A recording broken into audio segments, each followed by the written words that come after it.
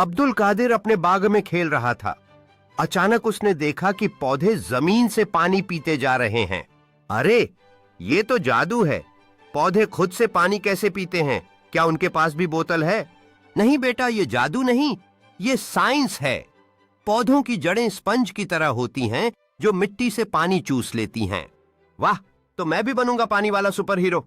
वो दौड़कर अपने खिलौनों से एक पानी की मशीन बनाता है, प्लास्टिक की बोतल, pipe and tape. Abdul Kadir अब अपनी पानी की मशीन के साथ बाग में खुशी खुशी खेल रहा है। उसके चेहरे पर उल्लास साफ झलकता है। वो पौधों को पानी देते हुए महसूस कर रहा है कि वो सिर्फ एक खेल नहीं बल्कि प्रकृति की मदद भी कर रहा है। अब्दुल कादिर मशीन चलाता है और फिर पानी हर तरफ छींटे मारता है। खुद अब्दुल कादिर भी सर से पांव तक भीग जाता है। अब्दुल कादिर ने सबक सीखा। उसने पूरे बाग को एहतियात से पानी दिया और सबने तालियां बजाईं। अब्दुल कादिर हंसते हुए कहता है, ओह नहीं, पौधे तो सूखे रहते हैं, मैं क्यों नल का बन गया?